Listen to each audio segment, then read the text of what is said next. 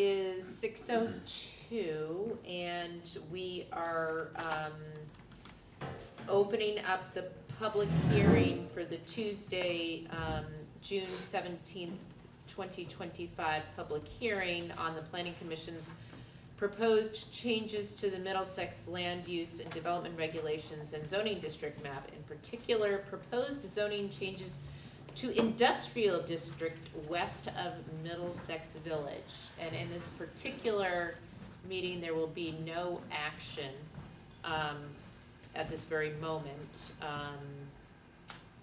So we have Sandy Levine here to share, and are you guys also sharing some information? Tom Jackman, new Okay. Planning Commission member. Okay, Tom Jackman is from the Planning Commission, and Mitch, are you also here representing? Okay, and Mitch Osecki, do you know how to spell his name? Okay. Close. And so they're just going to sort of refresh our memory on what it is that we are here to discuss. And then the public, this is what the public hearing is. We want to hear from the public. If there are people who have comments or questions, concerns, we welcome your feedback. So Sandy, do you want to just start us off, please? Sure. I'm Sandy Levine. I'm the chair of the Middlesex Planning Commission, and as introduced, Tom Jackman and Mitch Osecki are also on the Planning Commission. And this is a proposal that is made to change the zoning in one section of town. It's the area west of Middlesex Village heading towards Waterbury. The changes involve a map change. The part of Middlesex that is currently zoned for industrial uses, it's basically industrial park in the area right by the interchange, would be changed to the mixed use district.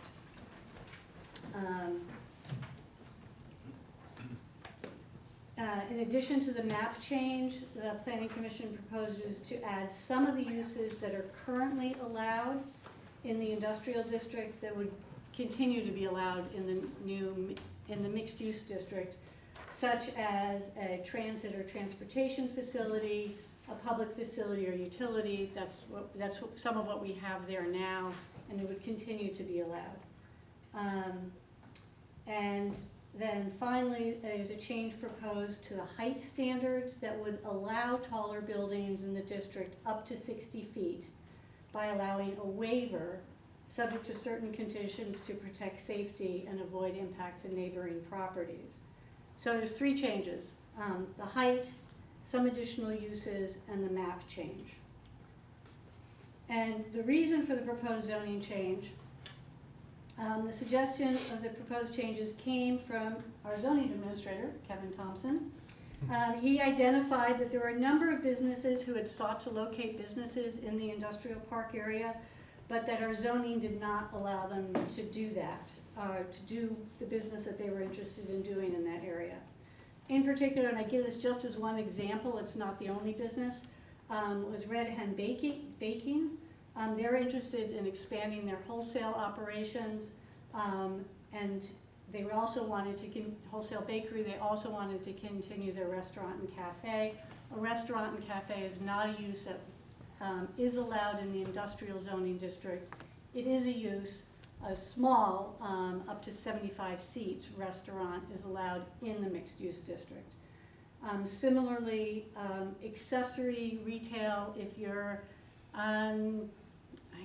making canoes in the industrial park and you want to sell a few of those canoes, an accessory of a retail would allow you to sell that. Standalone retail is not allowed in the mixed use district. So we're not having a Shaw's go in there or a Dollar General. The mixed use district was specifically identified and sort of pointed out to complement but not compete with the uses in the village.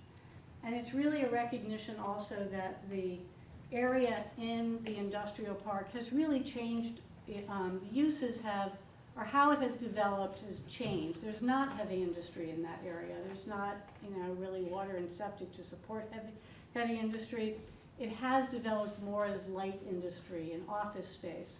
And we feel that the making that a mixed-use district would recognize how that's being developed, would allow for some businesses both in town and that want to move in to expand and locate there, without, causing, any hardship at all. It would also allow for more housing. There's been some interest in some housing in that area. That's very limited now in an industrial district, but it is encouraged in a mixed-use district.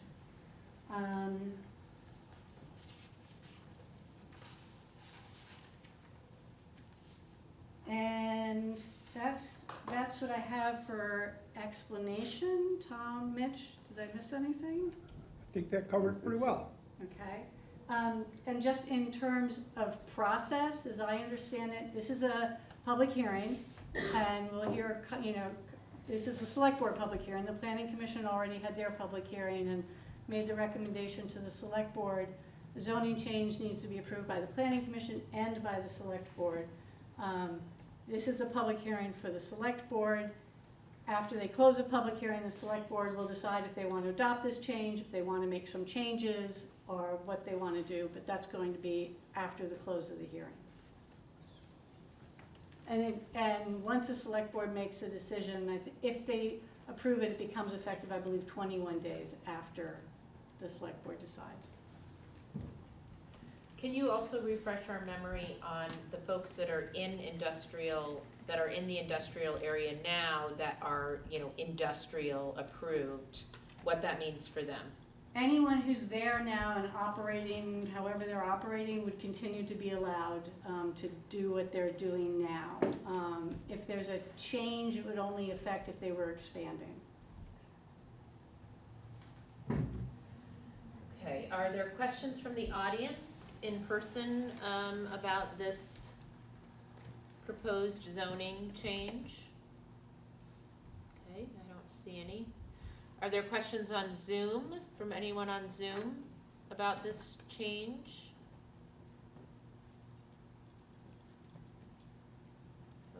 Okay. Are there any questions or comments from, Sarah has a comment, Sarah Seidman? I'm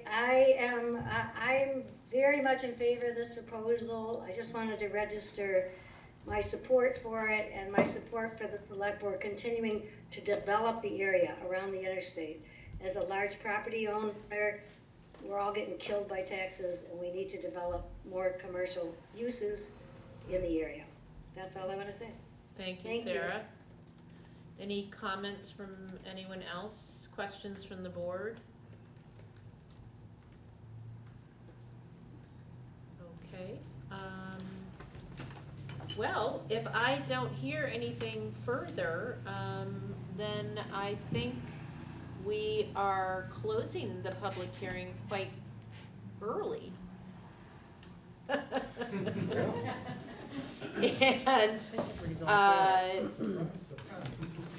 And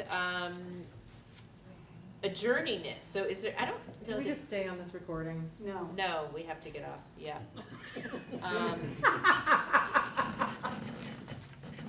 So is there a motion to adjourn the public hearing? I'll make that motion. Okay, is there a second? Okay. All those in favor of adjourning the public hearing, select board public hearing, say aye. Aye. Okay.